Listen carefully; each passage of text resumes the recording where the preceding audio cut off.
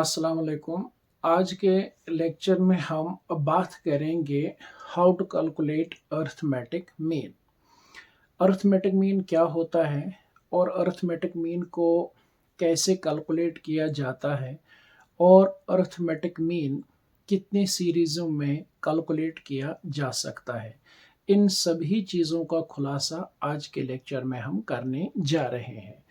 तो हमारा जो टॉपिक है वो सिंपली क्या है, calculation of simple arithmetic mean. हम कैसे calculation of simple arithmetic mean को कर सकते हैं। पहली बात मैं आपको बताऊं कि अरिथमेटिक मीन जो है it can be calculated in 3 series, यानी अरिथमेटिक मीन जो है इसको 3 सीरीजों में कैलकुलेट किया जा सकता है। वो कौन कौन सी सीरीज हैं?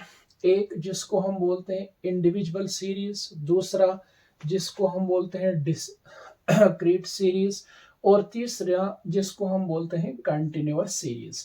यानी कुल मिला के अभी तक हमने इस चीज को समझा कि सिंपल अरिथमेटिक मीन को हम 3 सीरीजों में कैलकुलेट कर सकते हैं। किस किस सीरीज में? इंडिविजुअल सीरीज में, डिस्क्रीट सीरीज में और कंटिन्यूअस सीरीज में। ठीक, उसके बाद अगर हम देखें अरिथमेटिक मीन जो है इसको हम कैलकुलेट करते हैं with the help of 3 methods. यानी अरिथमेटिक मीन को हम 3 मेथड्स की मदद से कैलकुलेट कर सकते हैं। वो कौन कौन से मेथड्स हैं जिनकी मदद से हम सिंपल अरिथमेटिक मीन को कैलकुलेट कर सकते हैं? वो है एक मेथड जिसको हम बोलते हैं डायरेक्ट मेथड, और दूसरा जिसको हम बोलते हैं शॉर्टकट मेथड, या इसी को हम बोलते हैं एज्यूम्ड मीन मेथड, या फिर आप इनडायरेक्ट मेथड भी बोल सकते हो। ठीक है ना, आप इन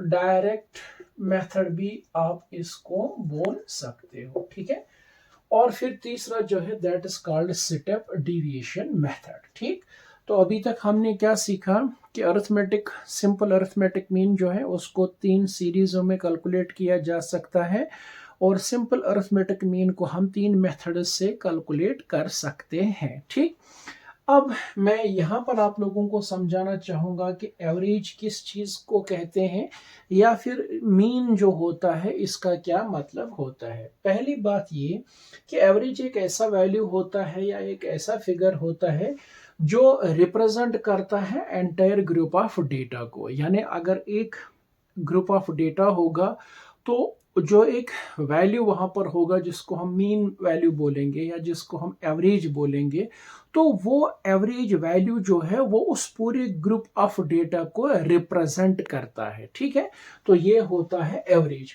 या हम फिर ये कह सकते हैं कि एवरेज एक ऐसा वैल्यू होता है, ठीक है ना, जिसके नजदीक जितने भी डेटा के ऑब्जर्वेशंस होते हैं या जितने भी ऑब्जर्वेशंस उस सीरीज के अंदर होते हैं वो उस वैल्यू के या वो उस फिगर के क्लोज होते हैं। ठीक है ना, then to any other value of the series, then to any other value of the series.